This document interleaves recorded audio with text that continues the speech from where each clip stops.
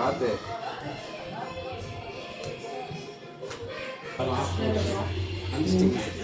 இல்லங்க அவங்க வராங்க.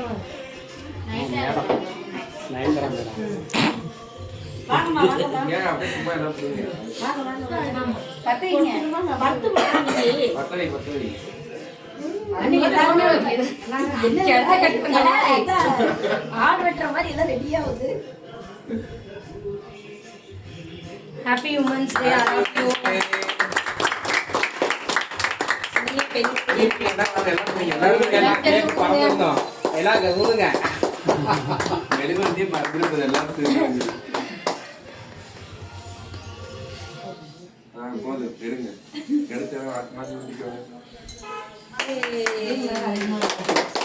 அப்புறம் இப்படி பண்ணுங்க.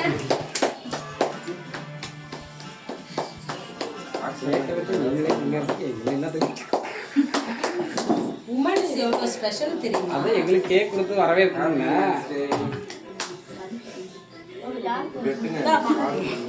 சித்ரா மதுரை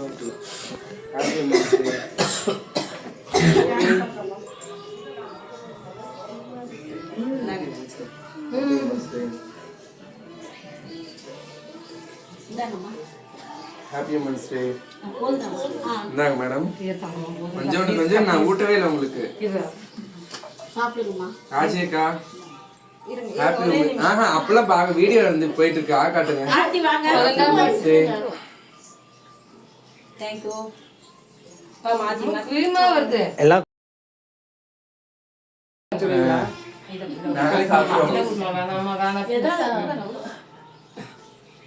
மகேந்திரா மேடம் 4 கேக் உள்ளார போயிடுச்சு.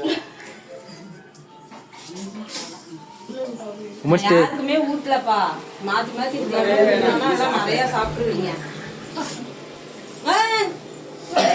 தராத உள்ளார பிளேட் கொடுங்க கஸ்டமருக்கு.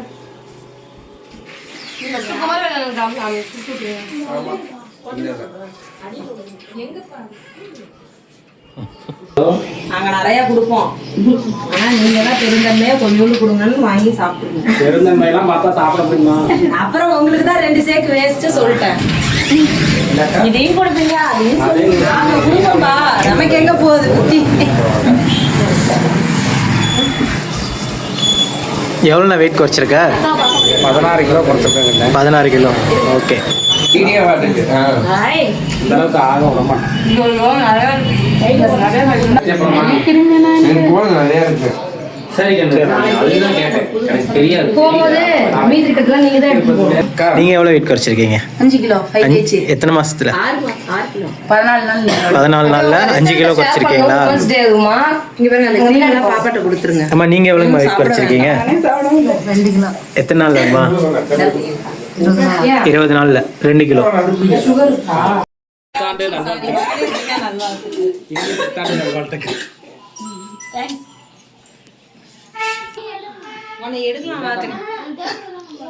தேங்க்யூம்மா.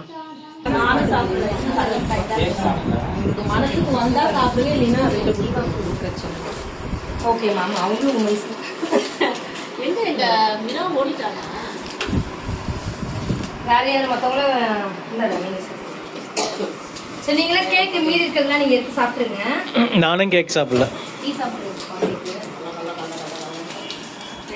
ஓகே. யாராவது வந்தாங்கன்னா கொடுக்கலாம்.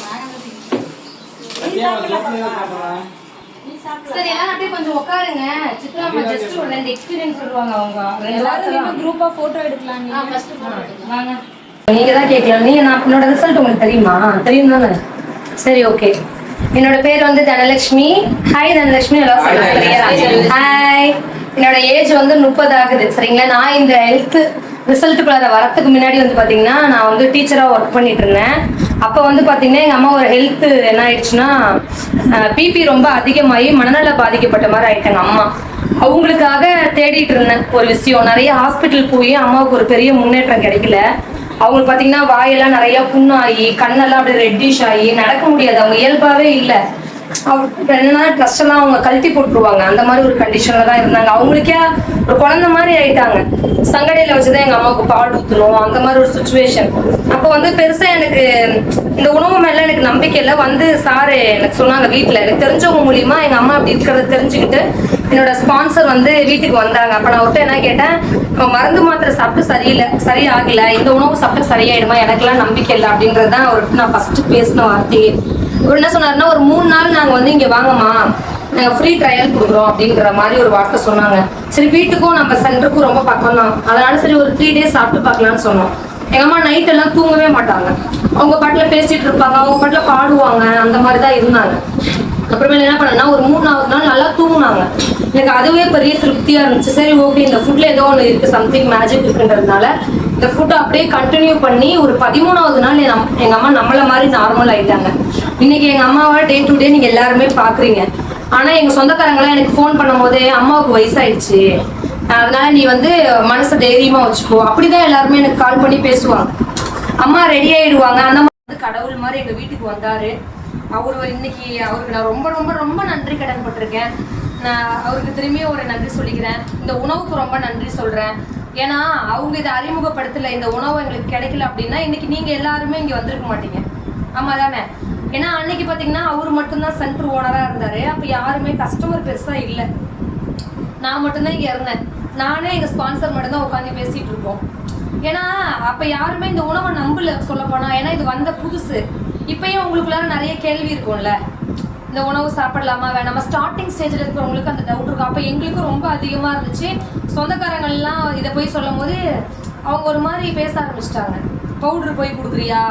அப்புறம் நான் என்ன பண்ண, தெரிஞ்ச மக்களுக்கு எல்லாம் சொல்ல ஆரம்பிச்சேன் படிப்படி. எங்க அம்மாவுக்கு ரெடி ஆயிடுச்சு, எனக்கு பாத்தீங்கன்னா ஃபேஸ்ல நிறைய பிம்பிள்ஸ் இருந்து ரெடி ஆயிடுச்சா, என் பசங்களுக்கு கொடுக்க ஆரம்பிச்சேனா, எனக்கு இது பிடிச்சி போய் எனக்கு தெரிஞ்சவங்களுக்குலாம் நான் சொல்ல ஆரம்பிச்சிட்டேன். அதுக்கப்புறம் எங்க வீட்டுல எல்லாரும் என்ன பண்ணாங்கன்னா, நீ ஸ்கூல் வேலையை விட்டுட்டு நீ போய் என்ன தெருவா நோட்டீஸ் கொடுக்குற அப்படின்னு கொஞ்சம் ஒரு மாதிரி பேசினாங்க.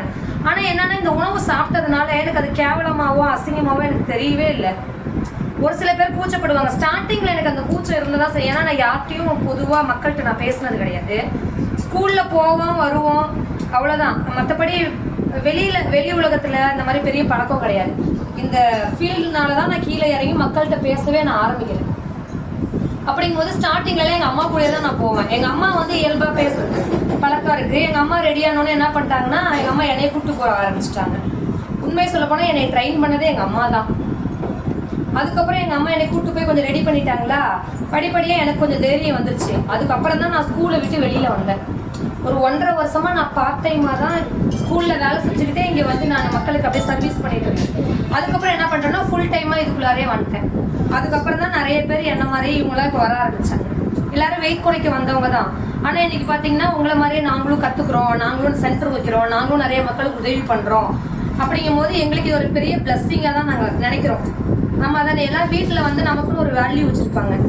நீ சமையல் தான் தெரியும், உனக்கு ஒண்ணும் தெரியாது, அந்த மாதிரி டம்ப் பண்ணி தானே நம்ம வீட்டுல பொதுமா பெரும்பாலும் வீட்டுல அப்படிதான் இருக்கும். ஆனா நமக்கு இங்க ஆனா பாருங்க, பக்கத்து வீட்டுக்காரங்க அவங்க சொந்தக்காரங்க என்ன பண்ணுவாங்க, இவளா நமக்கு ஒரு பேர் வைப்பாங்க, குண்டி, அந்த மாதிரி தானே நம்ம பேசுவாங்க பொதுவா. ஆனா இங்க வரும்போது உன்னால முடிஞ்சு சிம்மா ஃபிட் ஆகி உங்களை பார்த்து 2-3 பேருக்கு இன்ஸ்பிரேஷன் ஆகி அவங்க வராங்க. அப்படித்தானே நம்ம எல்லாரும் இங்க ஒருத்தருக்கு ஒருத்தர் கிடைக்கும். அதனால நம்ம எல்லாருமே self big round of applause, நமக்கே ஒரு கிளாப் பண்ணிக்கிறோம். ஏன்னா நம்ம வீட்டை விட்டு வெளியில வந்து நம்ம உடம்ப ஆரோக்கியம் பண்ணணும்னு எல்லாருமே வீட்டை விட்டு வெளியில வந்து இப்படி ஒரு கம்யூனிட்டிக்குள்ள ஜாயின் பண்ணிருக்கீங்கல்ல, அதுக்காக ஒரு கிளாப் பண்ணிக்கலாமா? ஓகே, இந்த உணவுக்கு ஒரு நன்றி சொல்லிக்கலாம். இந்த உணவு கண்டுபிடிச்ச மார்க்யூஸ்க்கு நம்ம எல்லாருமே நன்றி கடன் பட்டிருக்கோம். ஓகேவா? இது உங்களுக்கு உண்மையாவே பிடிச்சிருக்கு இந்த விஷயம் அப்படின்னா, உங்களுக்கு தெரிஞ்ச மக்களுக்கு நீங்க வந்து தயக்கப்படாம சொல்லுங்க. இல்ல எனக்கு தயக்கமா இருக்குன்னா எங்களுக்கு இன்ட்ரடியூஸ் பண்ணுங்க. ஓகேவா? நாங்க வந்து இதை பத்தி மக்களுக்கு சொல்லுவோம். ஏன்னா ஒரு 10 பேருக்கு நீங்க சொன்னீங்கன்னா ஒரு 2 பேர் புரிஞ்சுக்கிட்டு இதுக்குள்ளார வந்து அவங்க நல்லானா நல்லது தானே. ஏன்னா இப்ப உலகமே வேற போக்குல போயிட்டு இருக்கு. நம்ம வந்து ஆரோக்கியத்தை பத்தி சொல்லி கொடுத்துட்டு இருக்கோம். ஓகேவா? நம்ம ஆரோக்கியமா வளமா வாழ்றதுக்கு நீங்க எல்லாருமே லக்ஷ்மி நியூட்ரிஷன் சென்டருக்கு உங்களுக்கு தெரிஞ்சவங்களுக்கு எல்லாருக்குமே இன்வைட் பண்ணுங்க. Thank you to all. ஓகே, நீங்க எல்லாருமே ஒரு 2 வார்த்தை பேசுங்க. வணக்கம், என்னோட பேர் ராஜேஸ்வரி, வயசா 32 ஆகுது. ஹாய் ராஜேஸ்வரி. இதுக்கு முன்னா நான் வந்து +2 முடிச்சதுமே எனக்கு மேரேஜ் ஆயிடுச்சு. +2 முடிச்சதுமே மேரேஜ் ஆனதுனால நான் நல்லா படிப்பேன். சந்தர்ப்ப சூழ்நிலை மேரேஜ் ஆயிடுச்சு. மேரேஜ் ஆனதும் என்ன ஆச்சுன்னா, உடனே குழந்தைங்க வந்துட்டாங்க. நான் அப்ப நினைச்சேன், போச்சு அவ்வளவுதான், இந்த காலத்துல படிப்பு இல்லைன்னா ஒண்ணுமே இல்லை அப்படின்னு சொல்லி நான் நினைச்சிட்டு ஃபீல் பண்ணிட்டு இருந்தேன். மேரேஜ் ஆன 3வது வருஷத்துல எங்க ஹஸ்பண்டுக்கு ஆக்சிடென்ட் ஆயிடுச்சு. நல்லா தான் இருந்தாங்க, நம்மள மாதிரி நார்மல் பர்சன் தான். பைக்ல போகும்போது கீழே விழுந்து அடிபட்டு இந்த எலும்புலாம் நொறுங்கிருச்சு. அப்ப நான் என்ன நினைச்சேன்னா, ஐயோ நம்ம படிச்சிருந்தா நமக்கு ஆயிருந்திருக்குமே, இப்ப நம்ம வேற +2 ஓடே முடிச்சிட்டோமே, என்னடா பண்றது, நம்ம எங்கன்னா ஒரு வேலைக்கு போனா கூட டிகிரி தானே கேட்பாங்க, நம்ம என்ன பண்றது அப்படின்னு சொல்லிட்டு அடுத்தடுத்து 2010ல மேரேஜ் ஆச்சு. 11ல ஒரு பாப்பா, 2013ல 2வது குழந்தை வயிற்றுல இருக்கும்போது எனக்கு எங்க வீட்டுக்காரருக்கு ஆக்சிடென்ட் ஆயிடுச்சு. 6 மாசம் எங்க பாப்பா வயிற்றுல. அப்ப எனக்கு ரொம்ப கான்பிடன்ட் லெவல் ரொம்பவே முடிஞ்சு. எங்க வீட்டுக்காரரால இனி அவ்வளவுதான் வேலைக்கு போக முடியாதுங்கிற சூழ்நிலை.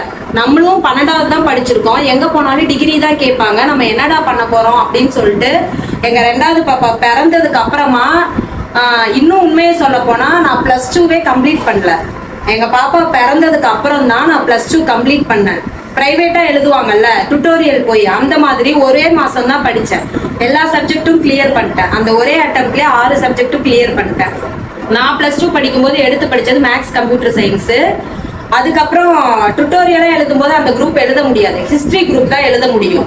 அப்ப எனக்கு அந்த சப்ஜெக்ட்லாம் புதுசு. தமிழ் இங்கிலீஷ் மட்டும்தான் காமன், மீதி 4மே புதுசு. அதை அப்ப படிச்சு ஒரே அட்டம்ப்ட்லயே பாஸும் பண்ணிட்டேன். உடனே டிகிரி கரஸ்ல போட்டேன். கரஸ்ல போட்டு டிகிரி முடிச்சுட்டு டைப்ரைட்டிங் பண்ணேன். தமிழ் இங்கிலீஷ் 2மே போத் ஹையர் பண்ணேன். முடிச்சுட்டு கம்ப்யூட்டர் கிளாஸ் ஒரு 6 மாசம் போனேன். 6 மாசம் போனதுக்கு அப்புறம் எங்க வேலைக்கு போனாலும் டிகிரி முடிச்சிருக்கணும்னு சொன்னாங்க இல்லையா, அப்ப நான் என்ன பண்ணேன், நான் முடிச்ச டிகிரி தான் எனக்கு அப்ப கை கொடுத்துச்சு. அப்புறம் அதை வச்சுதான் ஒரு டைல் ஷோரூம்ல போயிட்டு ஒரு 4 இயர்ஸ் ஒர்க் பண்ணேன். அப்ப அந்த ஃபுட் ஹாபிட்னால என்னாச்சு அப்படின்னா, நான் நல்லா ஸ்லிம்மா தான் இருந்தேன். அந்த நம்ம உணவு பழக்கம் தவறானதுனால என்னாச்சுன்னா இருக்க வெயிட் போட ஆரம்பிச்சிருச்சு. 60 கிலோல இருந்து 75 கிலோவுக்கு போயிட்டேன். என்னடா இப்படி இருக்கேன்னு சொல்லிட்டு வெயிட் லாஸ் பண்ணலாம் அப்படின்னு சொல்லிட்டு நான் ஓன் மெத்தட் நிறைய ட்ரை பண்ணேன். ஆனா எதுவுமே செட் ஆகல. உங்களெல்லாம் எப்படி கார்டு கொடுத்து இன்வைட் பண்ணாங்களோ அந்த மாதிரி என்னைய ஒருத்தவங்க இன்வைட் பண்ணி அப்படிதான் நான் இந்த இடத்துக்கு வந்தேன். இங்க வந்து நான் இந்த ஃபுட்டை ரெகுலரா கன்சியூம் பண்ணி 3 மாசத்துல 14 கிலோ வெயிட் லாஸ் பண்ணி என் ஃபேமிலியவே இப்ப நான் தான் பார்த்துட்டு இருக்கேன். அதுக்கப்புறம் எனக்கு இந்த கம்யூனிட்டி பிடிச்சதுனால நான் முழு நேரமா இதுல இறங்கி ஒர்க் பண்ணி இன்னைக்கு என் ஃபேமிலியே நான் தான் பாக்குறேன். ஏன்னா என் வீட்டுக்காரர் தான் வேலைக்கு போகலல்ல. ஒருவேளை நான் அவருக்கு அப்படி ஆகலைன்னா இப்படி நான் வெளியே வந்திருப்பேனாங்கிறது டவுட்டு தான்.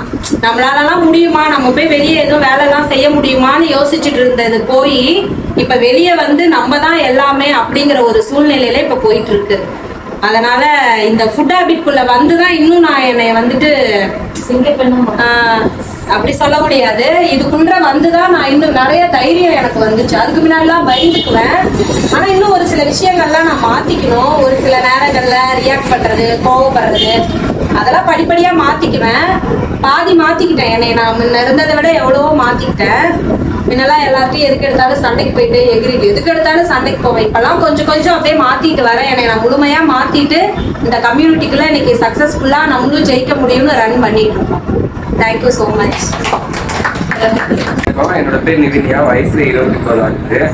நான் இந்த உணவு பழக்கத்துக்கு வரதுக்கு முன்னாடி பார்த்தீங்கன்னா ஒரு 90 கிலோ இருந்தேன். ஆனால் எனக்கு வந்து வெயிட் அதிகமாக இருக்க மாதிரி ஒன்றும் ஃபீல் ஆகலை. ஏன்னா எனக்கு வந்து வேற எந்த இஷ்யூவும் இல்லை, கால்வலி மட்டும்தான். நைட் ஆனால் ரொம்ப நாளாக வந்து ஒரு 6-7 மாசமாவே வந்து கால்வலியாக தான் ரொம்ப கஷ்டப்பட்டுருக்கேன். ஏன்னா யாராவது ஒருத்தவங்க வந்து நைட்டு வந்து எனக்கு காலை அழுத்தி விடாது தூக்கம். எங்கள் அம்மா இல்லை, எங்கள் அண்ணா யாராவது வந்து நைட்டு ஒரு 12 மணிக்கு 1 மணிக்கு திடீர்னு வந்து காலெலாம் எடுத்து பிடிச்சிப்போம். யாராவது ஒருத்தவங்க வந்து நைட்டு காலை அழுத்தி விடுவாங்க. நமக்கு ஒரு சங்கடமா இருக்கும். அந்த இடத்துல போய் கால் வலிக்கு யாரையும் எழுப்பவும் முடியாது. அதனால என்ன பண்ணிருக்கேன், நிறைய நாள் தூங்காம அங்கிட்டு நடந்துக்கிட்டு அந்த மாதிரி நிறைய நாள் கஷ்டப்பட்டிருக்கேன். ஹாஸ்பிட்டல் போய் கேட்குறப்ப டாக்டர் என்ன சொல்லிட்டாங்க, உங்களுக்கு சத்து கம்மியா இருக்குமா அப்படின்னு சொன்னாங்க. சத்து கம்மியா இருக்கா, வெயிட் கொஞ்சம் குறைக்கிறது, சத்து ரொம்ப கம்மியா இருக்குமா அப்படின்னு சொல்றாங்க. நான் ஃபுல்லாக சாப்பிடுவேன். ஒரு நாளைக்கு 4-5 வாட்டி கூட சாப்பிடுவேன். காஃபிலாம் ஒரு வாட்டி 10 டைம் கூட குடிப்பேன். அப்படி குடிச்சாலும் எனர்ஜி இருக்காது, டயர்டாகவே இருக்க மாதிரி இருக்கும். அப்புறமே சரி வெயிட் லாஸ் பண்ணலாம், நம்மளே ட்ரை பண்ணலாம். வீட்டில் நிறைய மெத்தட் ட்ரை பண்ணி சுகர் அந்த எல்லாம் லெமன் கலந்து குடிக்கிறது, தேன் கலந்து குடிக்கிறது, அந்த மாதிரிலாம் குடிச்சு என்ன ஆச்சுன்னா சுகர் வந்து லோவாகிடுச்சு டக்குன்னு அந்த டைமில். அதுக்கப்புறம் அதெல்லாம் நிப்பாட்டிட்டு எப்பவும் போல வேணாம், எப்பவும் போல சாப்பிட்டு தான் இருந்துட்டேன். என் ஸ்பான்சர் வந்து நான் கலெக்ஷன் பண்ணிட்டு தான் இருந்தேன். அப்போ பஸ்ஸில் போகிறப்ப என்ன பண்ணாங்கன்னா என்னை இன்வைட் பண்ணாங்க சென்டருக்கு. இந்த மாதிரி உங்களாம் யாரை கூப்பிட்டாங்கல்ல, அந்த மாதிரி என்னையும் கூப்பிட்டாங்கன்னு நான் வரல. எனக்கு அதெல்லாம் நம்பிக்கை இல்லை. அவங்க ஒரு 10 நாளாக கூப்பிட்டுருந்தாங்க. இடையில ஒரு நாள் என்ன பண்ணாங்க, அவங்க கார்டு கொடுத்தாங்க. அதில் வந்து அவங்க ஃபோட்டோ இருந்துச்சு. நீங்கள் தானே உண்மையாலுமே எதுக்கு? ஆமாம், நீங்கள் வந்து ஃபாலோ பண்ணி பாருங்க, உங்களுக்கு நல்ல ரிசல்ட் கிடைக்கும்னு சொல்லி கூப்பிட்டாங்க. சரி நாட்டி கூப்பிட்றாங்க பார்க்கலாம் அப்படின்னு தான் வந்து சாப்பிட்டேன். ஆனால் எனக்கு ஃபர்ஸ்ட் நாள் வந்து சாப்பிட்டோன்னே அடுத்த நாள் என்னாச்சுன்னா நல்ல தூக்கம்.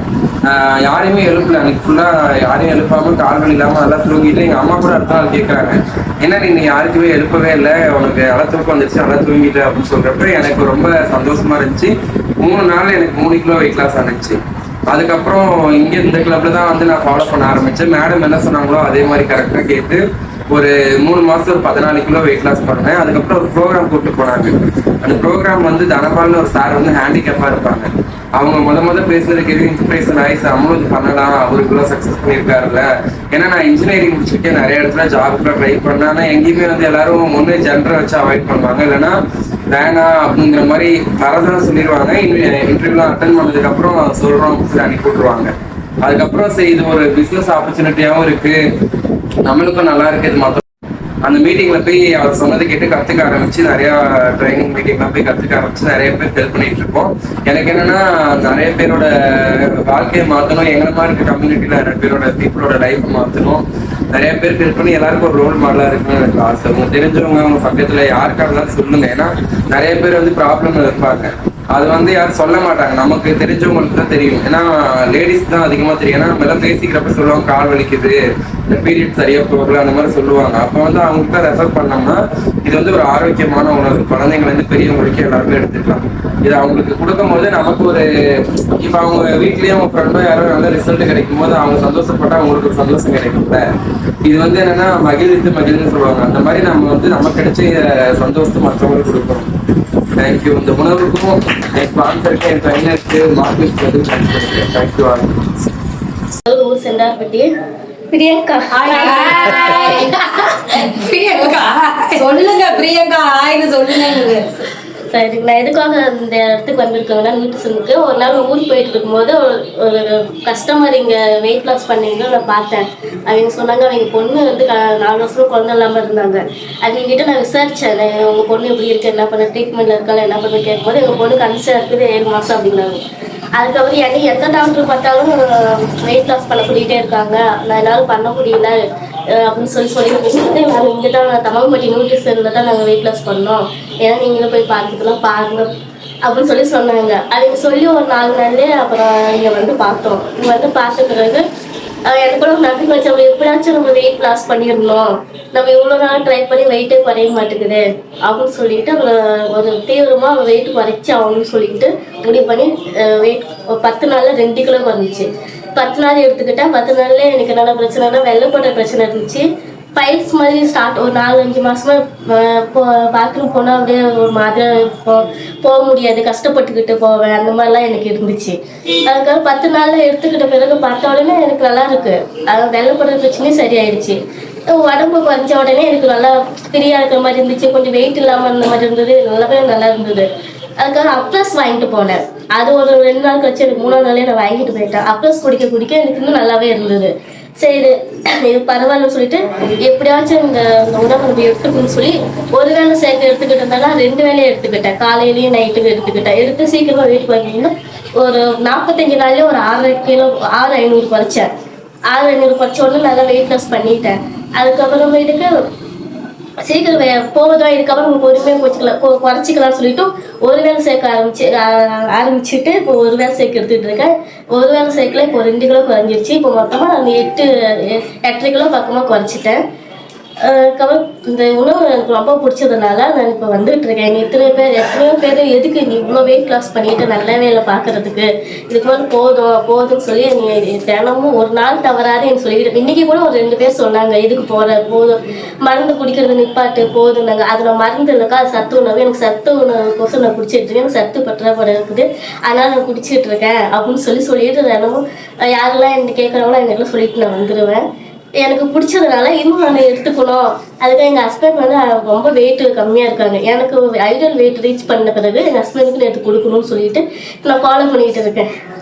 சூப்பர் பண்றீங்களா? பண்ணுங்க.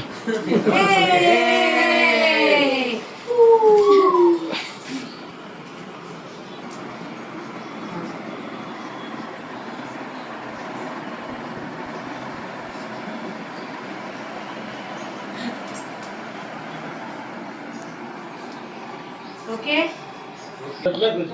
சரி.